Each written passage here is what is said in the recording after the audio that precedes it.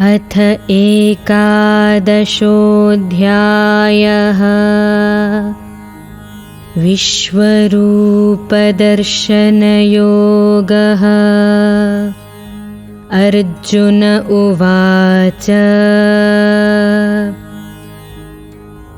मदनुग्रहाय परमं गुह्यमध्यात्मसंज्ञितं यत्त्वयोक्तं वचस्तेन मोहोऽयं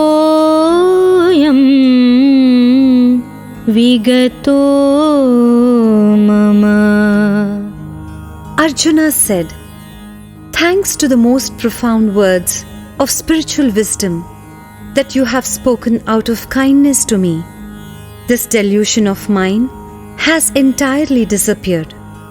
भवाप्ययौ हि भूतानां श्रुतौ विस्तरशो मया त्वत्तः कमलपत्राक्ष माहात्म्यमपि चाव्ययम्। For Krishna, I have heard from you in detail an account of the evolution and dissolution of beings, and also your immortal glory. एवमेतद्यथार्थत्वम् आत्मानं परमेश्वर द्रष्टुमिच्छामि ते रूपम् ऐश्वरं पुरुषोत्तम। Lord, you are precisely what you declare yourself to be. But I long to see your divine form, possessed of wisdom, glory, energy, strength, valor, and effulgence. O Purushottama, the Supreme Being. मन्यसे यदि तच्छक्यं मया द्रष्टुमिति प्रभो योगेश्वर ततो मे त्वं दर्शयात्मानमव्ययम्। Krishna, if you think that it can be seen by me, then, O Lord of Yoga, reveal to me your imperishable form.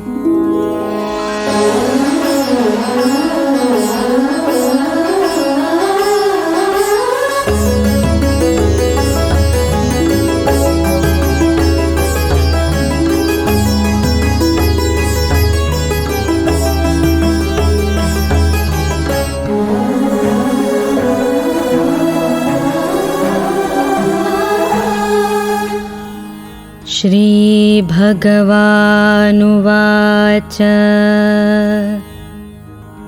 पश्य मे पार्थरूपाणि शतशोऽथ सहस्रशः नानाविधानि दिव्यानि नानावर्णाकृतीनि च। Shri Bhagavan said, Arjuna, behold my manifold, multifarious, divine forms of various colors and shapes in their hundreds and thousands. पश्यादित्यान् वसून् रुद्रान् अश्विनौ मरुतस्तथा बहून्यदृष्टपूर्वाणि पश्याश्चर्याणि Bharata. Behold in me, Arjuna, the 12 sons of Aditi, the 8 Vasus, the 11 Rudras, the 2 Ashwini Kumaras, and the 49 Maruts, and witness many more wonderful forms never seen before. इहैकस्थं जगत्कर्ता कृत्स्नं पश्याद्य सचराचरम् मम देहे गुडाकेश यच्चान्यद्द्रष्टुमिच्छसि. Arjuna, behold, as concentrated within this body of mine, the entire creation, consisting of both the moving and the unmoving beings, and whatever else you desire to see. न तु मां शक्यसे द्रष्टुम् अनेनैव स्वचक्षुषा दिव्यं ददामि ते चक्षुः पश्य मे योगमैश्वरम्. But surely you cannot see me with these physical eyes of yours. Therefore, I vouchsafe to you the divine eye. With this, you behold my divine power of yoga. Sanjay uvaच एवमुक्त्वा ततो राजन् महायोगेश्वरो हरिः दर्शयामास पार्थाय परमं रूपमैश्वरम्. Sanjaya said, My Lord, having spoken thus, Shri Krishna, the Supreme Master of Yoga, forthwith revealed to Arjuna his supremely glorious divine form. अनेकवक्त्रनयनम् अनेकाद्भुतदर्शनम् अनेकदिव्याभरणम् दिव्यानेकोद्यतायुधम् दिव्यमाल्याम्बरधरम् दिव्यगन्धानुलेपनम् सर्वाश्चर्यमयं देवम् अनन्तं विश्वतोमुखम्.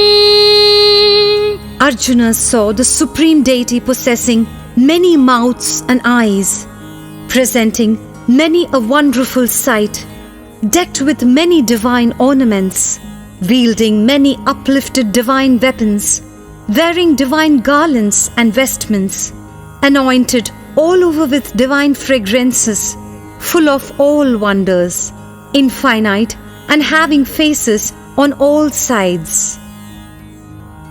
दिवि सूर्यसहस्रस्य भवेद्युगपदुत्थिता यदि भासदृशी सा स्यात् भासस्तस्य महात्मनः. If there be the effulgence of 1,000 suns bursting forth all at once in the sky, even that would hardly be like the splendor of the mighty Lord.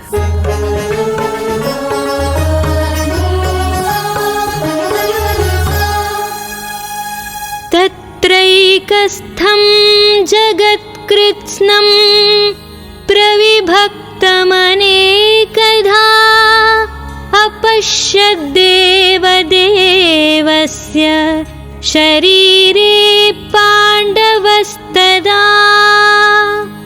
Concentrated at one place in the person of that supreme deity, Arjuna then beheld the whole universe with its manifold divisions.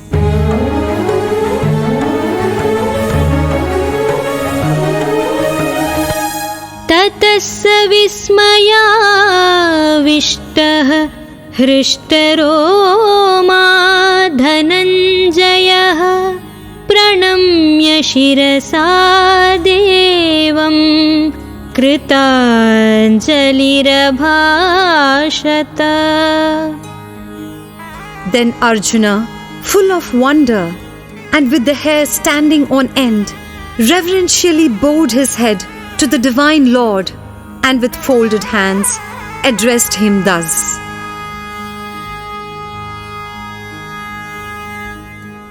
Arjuna उवाच पश्यामि देवांस्तव देवदेहे सर्वांस्तथा भूतविशेषसङ्घान् ब्रह्माणमीशं कमलासनस्थं ऋषींश्च सर्वानुरगांश्च दिव्यान्.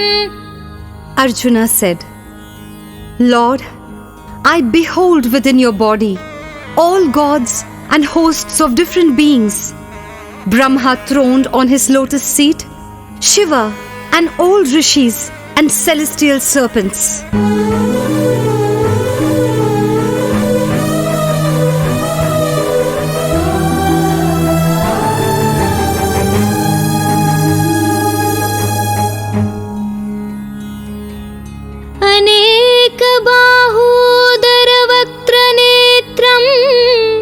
पश्यामि त्वां सर्वतोऽनन्तरूपं नान्तं न मध्यं न पुनस्तवादिं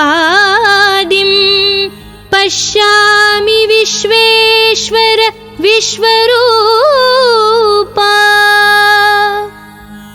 O Lord of the universe, I see you endowed with numerous arms, bellies, mouths, and eyes, and having innumerable forms extended on all sides.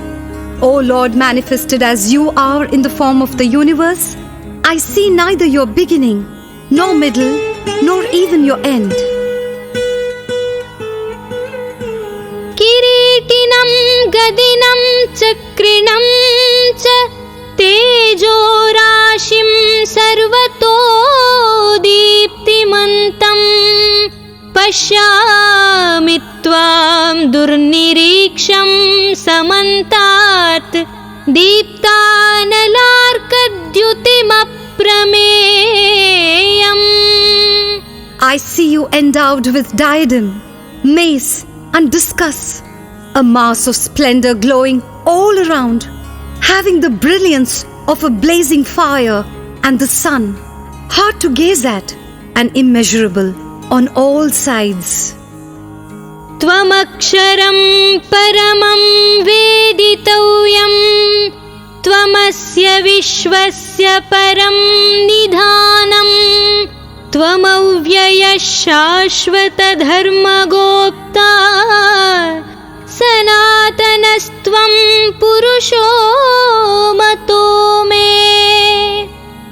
You are the supreme imperishable, worthy of being known. You are the ultimate refuge of this universe. You are, again, the protector of the ageless Dharma. I consider you to be the eternal primal being.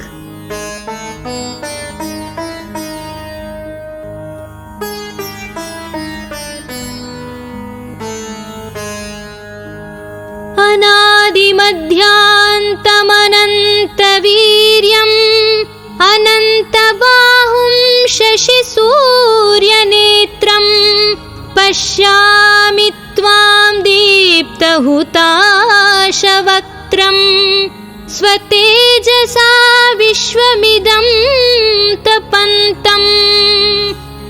I see you without beginning, middle, or end, possessing unlimited prowess and endowed with numberless arms, having the moon and the sun for your eyes, and blazing fire for your mouth, and scorching this universe by your radiance. द्यावा पृथिव्योरिदमन्तरं हि व्याप्तं त्वयैकेन दिशश्च सर्वाः दृष्ट्वाद्भुतं रूपमुग्रं तवेदं लोकत्रयं प्रव्यथितं महात्मन्. The whole space between heaven and earth and all the quarters are entirely filled by you alone. Seeing this transcendent, dreadful form of yours, O soul of the universe, all the three worlds feel greatly alarmed.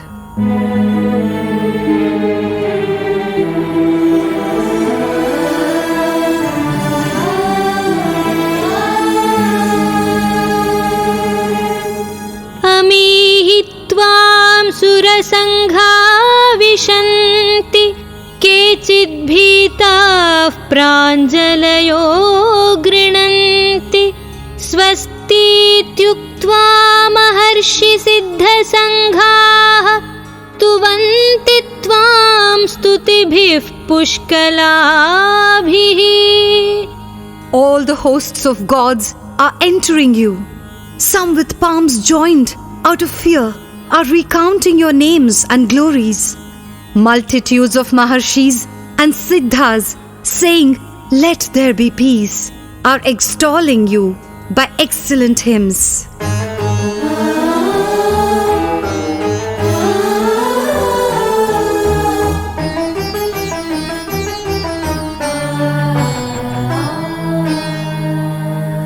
रुद्रादित्या वसवो ये च साध्याः विश्वेश्विनो मरुतश्चोष्मपाश्च गन्धर्वयक्षासुरसिद्धसङ्घाः वीक्षन्ते त्वां विस्मिताश्चैव सर्वे.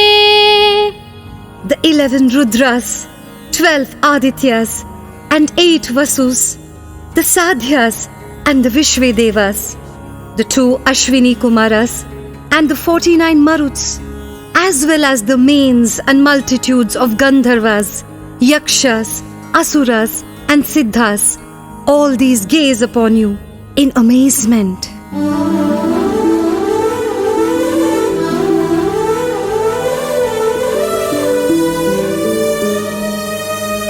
रूपं महत्ते बहुवक्त्रनेत्रं महाबाहो बहुबाहुरुपादं बहुदरं बहुदंष्ट्राकरालं दृष्ट्वा लोकाः प्रव्यथितास्तथाहम्. Lord, seeing this stupendous and dreadful form of yours, possessing numerous mouths and eyes, many arms, thighs and feet, many bellies and many teeth, the worlds are terror-stricken. So am I.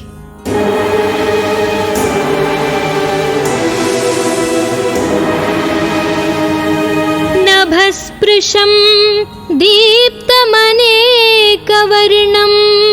व्यात्ताननं दीप्तविशालनेत्रं दृष्ट्वा हि त्वां प्रव्यथितान्तरात्मा धृतिं न विन्दामि शमं च विष्णो.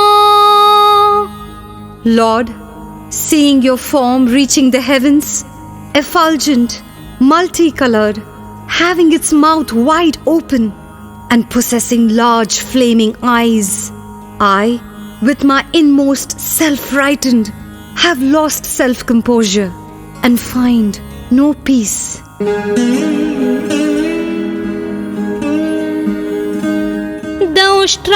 दंष्ट्राकरालानि च ते मुखानि दृष्ट्वैव कालानलसन्निभानि दिशो न जाने न लभे च शर्मा प्रसीद देवेश जगन्निवास प्रसीद देवेश जगन्निवास. Seeing your faces frightful on account of their awesome teeth and blazing like the fire at the time of universal destruction, I am utterly bewildered and find no peace. Therefore, have mercy on me, O Lord of Celestials, O abode of the universe.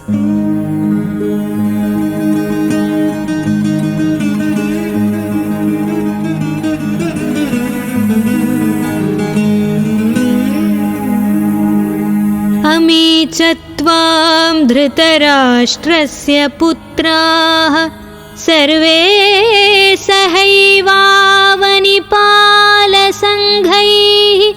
भीष्मो द्रोणसूतपुत्रस्तथासौ सहास्मदीयैरभिसङ्घैः अपि योधमुख्यैः वक्त्राणि ते त्वरमाणा विशन्ति दंष्ट्राकरालानि भयानकानि केचिद्विलग्ना दशनान्तरेषु सन्दृश्यन्ते चूर्णितैरुत्तमाङ्गैः. All those sons of Dhritarashtra with hosts of kings are entering you. Bhishma, Drona, and yonder Karna, with the principal warriors on our side as well, are rushing headlong into your fearful mouths, looking all the more terrible on account of the dreaded teeth. Some are seen stuck in the gaps between your teeth and their heads crushed.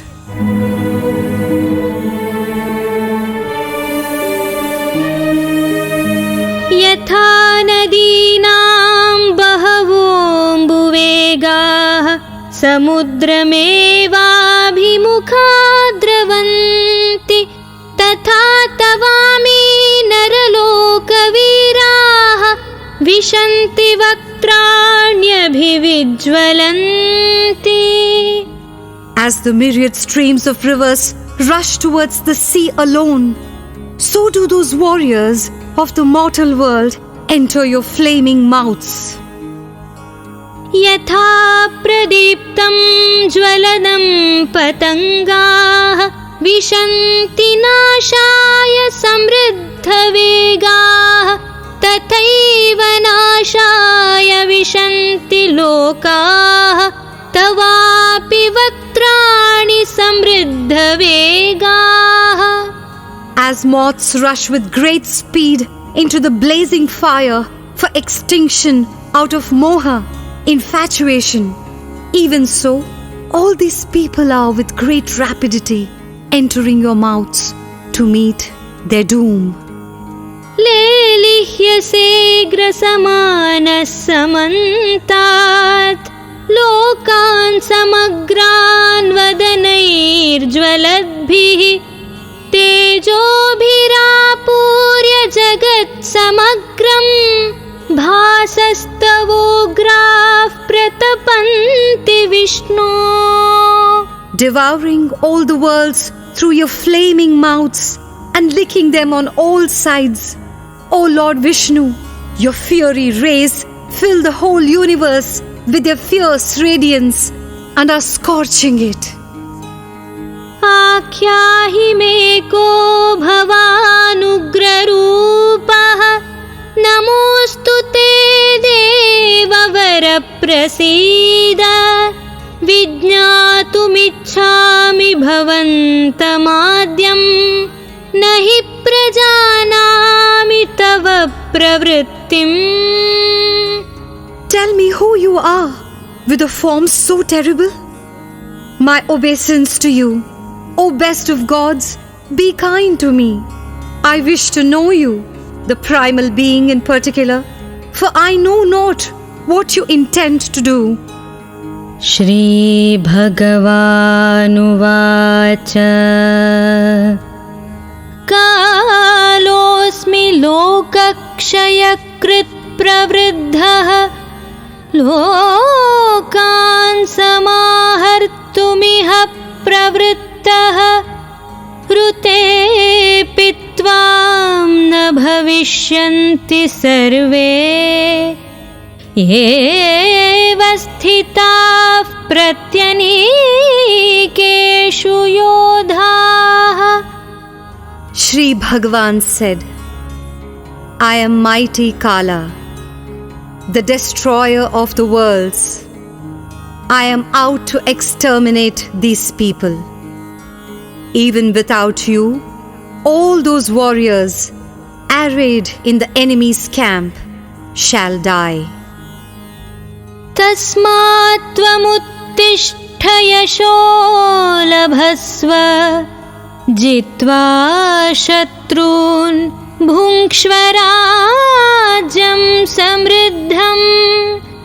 मयैवैते निहताः पूर्वमेव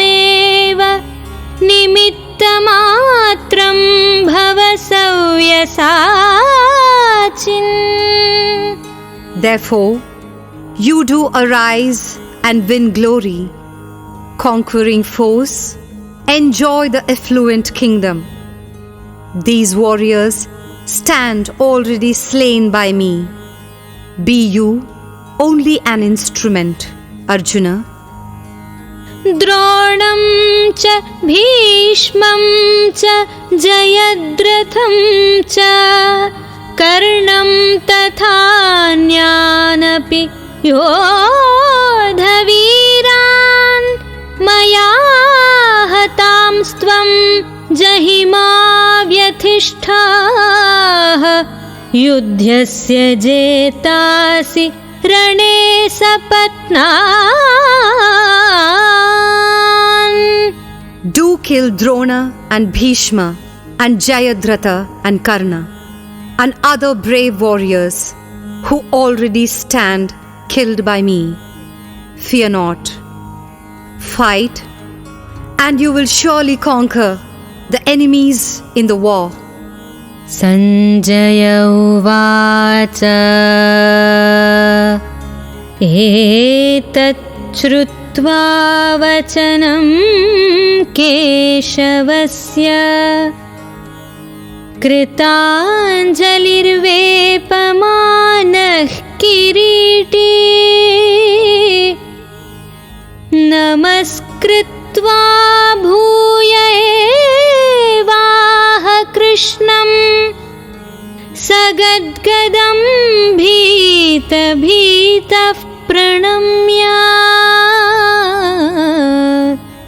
sagadgadam bhitah pranamya.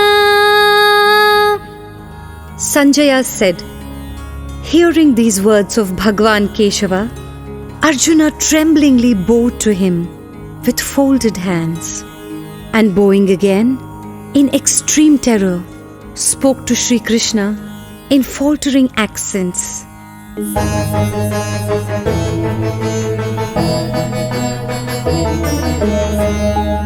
Arjuna uvacha sthane hrishikesha tava prakirtya jagat prahrishyatyanurajyate cha rakshamsi bhitani disho dravanti sarve namasyanti cha siddha sanghaha. Arjuna said, Lord, well it is. The universe exults and is filled with love by chanting your names, virtues and glory. Terrified Rakshasas are fleeing in all directions, and all the hosts of Siddhas are bowing to you. Kasmachate nanameran mahatman gariyase brahmanopyadikartre anantadevesha jagannivasa tvamaksharam sadasattatparam yat. O great soul, why should they not bow to you, who are the progenitor of Brahma himself and the greatest of the great? O infinite Lord of celestials, O abode of the universe, you are that which is existent, that which is non-existent, and also that which is beyond both, the perishable Brahma. Tvamadidevah purushah puranah tvamasya vishwasya param nidhanam vettasi vedyam cha param cha dham tvaya tatam vishwamanantarupa. You are the primal deity, the most ancient person, You are the ultimate resort of this universe. You are both the knower and the knowable, and the highest abode. It is you who pervades the universe, O Infinite One, assuming endless forms. वायुर्यमोऽग्निर्वरुणः शशाङ्कः प्रजापतिस्त्वं प्रपितामहश्च नमो नमस्तेऽस्तु सहस्रकृत्वः पुनश्च भूयोऽपि नमो नमस्ते. You are Vayu, Yama, Agni, Varuna, the moon god, Brahma, nay, the father of Brahma himself. Hail, hail to you 1,000 times. Salutations, repeated salutations to you once again. नमः पुरस्तादथ पृष्ठतस्ते नमोऽस्तु ते सर्वत एव सर्वा अनन्तवीर्यामितविक्रमस्त्वं सर्वं समाप्नोषि ततोऽसि सर्वः. O Lord of infinite prowess, my salutations to you from the front and from behind. O soul of all, my obeisance to you from all sides indeed. You who possesses infinite might pervade all. Therefore, you are all. सखेति मत्वा प्रसभं यदुक्तं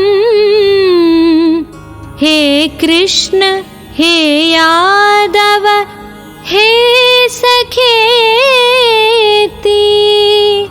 अजानता महिमानं तवेदं मया प्रमादात् प्रणयेन वापि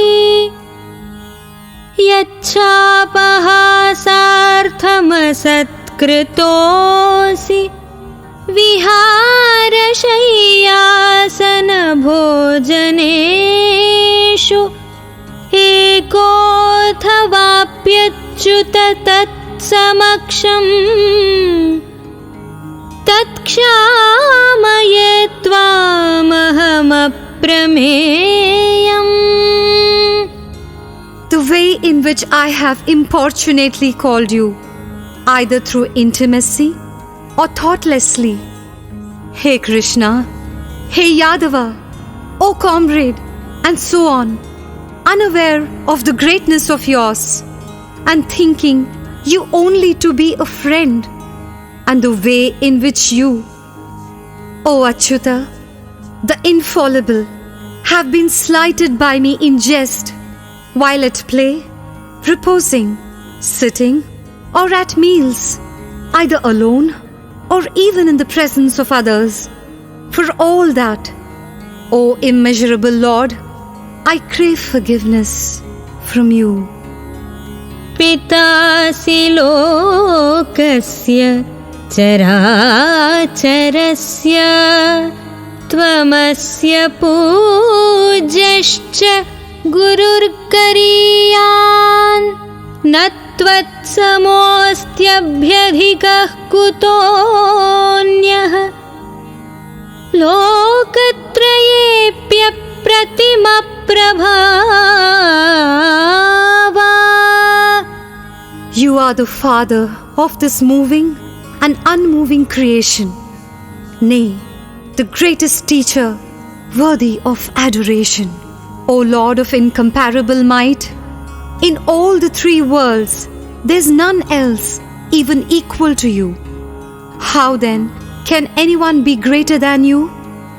तस्मात् प्रणम्य प्रणिधाय कायं प्रसादये त्वामहमीशमीड्यम् पितेव पुत्रस्य सखेव सख्युः प्रियः प्रियायार्हसि देव सोढुम्.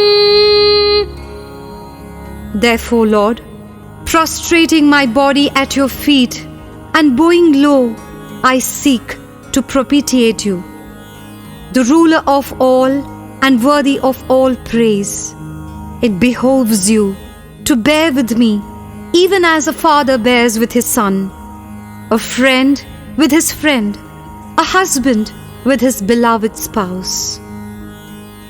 अदृष्टपूर्वं हृषितोऽस्मि दृष्ट्वा भयेन च प्रव्यथितं मनो मे.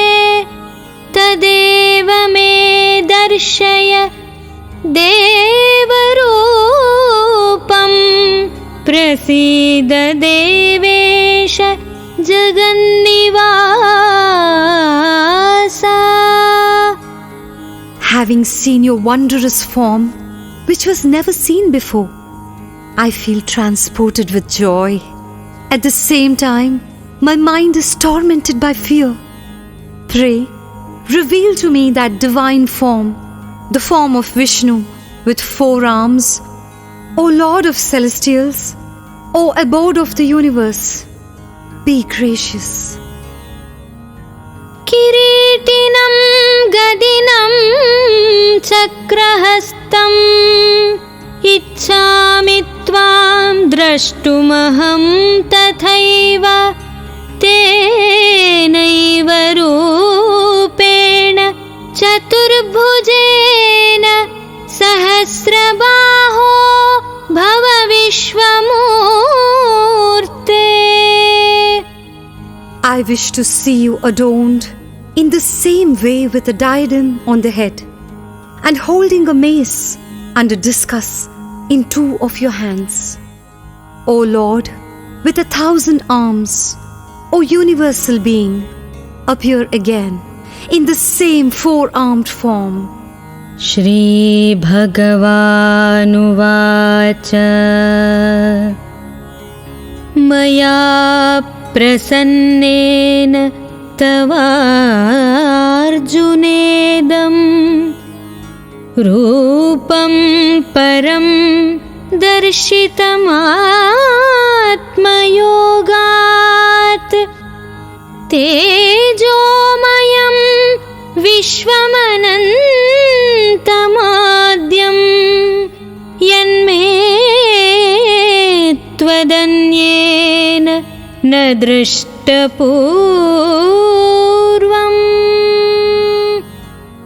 Shri Bhagavan said, Arjuna, pleased with you, I have shown you, through my power of yoga, this supreme, effulgent, primal and infinite cosmic form, which has never been seen before by anyone other than you. न वेदयज्ञाध्ययनैर्न दानैः न च क्रियाभिर्न तपोभिरुग्रैः एवं रूपः शक्य अहं नृलोके द्रष्टुं त्वदन्येन कुरु Pravira. Arjuna, in this mortal world, I cannot be seen in this form by anyone other than you, either through the study of the Vedas or by rituals, or again through gifts, actions or austere penances. मा ते व्यथा मा च विमूढभावः दृष्ट्वा रूपं घोरमीदृङ्ममेदं व्यपेतभिः प्रीतमनाः पुनस्त्वं तदेव मे रूपमिदं प्रपश्य. Seeing such a dreadful form of mine as this, do not be perturbed or perplexed. With a fearless and tranquil mind, behold once again the same four-armed form of mine, bearing the conch, discus, mace and lotus. Sanjay uvacha Ityarjunam Vasudevastathoktva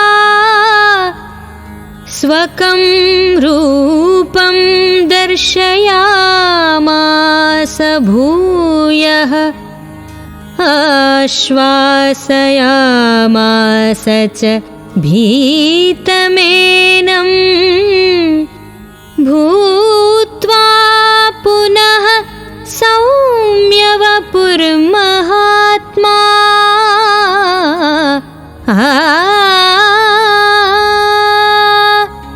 Sanjaya said, having spoken thus to Arjuna, Bhagavan Vasudeva again revealed to him his own four-armed form, and then, assuming a genial form, the high-souled Sri Krishna consoled the frightened Arjuna.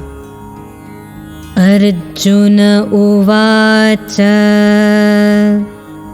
Drishtvedam manusham rupam Tava saumyam janardana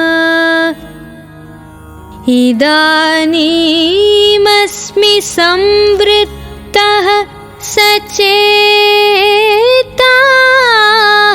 prakritim gataha. Arjuna said, Krishna, seeing this gentle human form of yours, I have regained my composure and am my own self again. Shri Bhagavanuvacha Sudurdarsham idam rupam Drishtavanasi yanmama Deva apyasya rupasya Nityam darshana kankshinaha. Shri Bhagavan said, this form of mine with four arms, which you have just seen, is exceedingly difficult to behold. Even the gods are always eager to see this form. Naham vedairna tapasa न दानेन न चेज्जया शक्य एवं विधो द्रष्टुं दृष्टवानसि मां यथा. Neither by study of the Vedas, nor by penance, nor again by charity, nor even by rituals can I be seen in this form, as you have seen me. Bhaktya tvananyaya shakya ahamevam vidhorjuna jnatum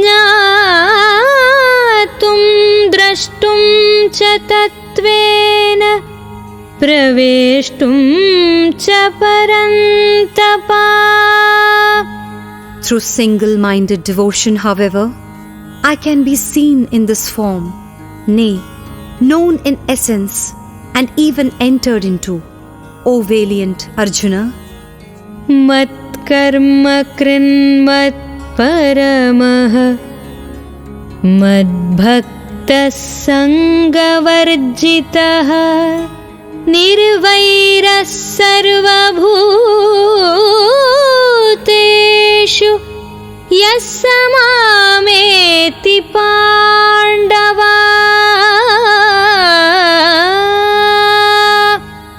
Arjuna, he who performs all his duties for my sake depends on me, is devoted to me, has no attachment, and is free from malice towards all beings, reaches me.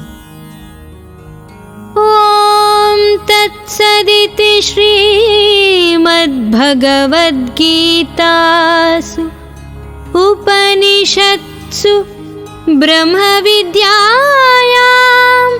योगशास्त्रे श्रीकृष्णार्जुनसंवादे विश्वरूपदर्शनयोगो नाम एकादशोऽध्यायः।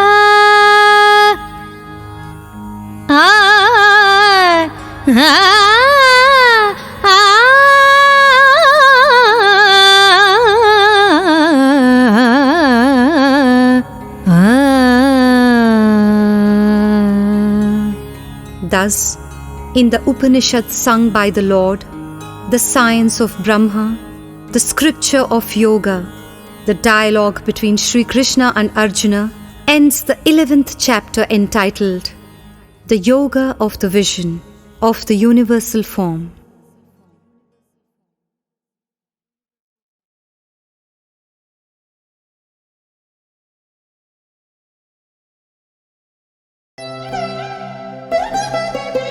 We are glad to announce setting up of the world's first and exclusive Bhagavad Gita University, and we seek your generous help. For more details, visit our website geetauniversity.in or give us a missed call on 9128 444 555. Also, please share this information to your friends to enable us build a world-class Gita University and make the world a better place to live. Jai Shri Krishna.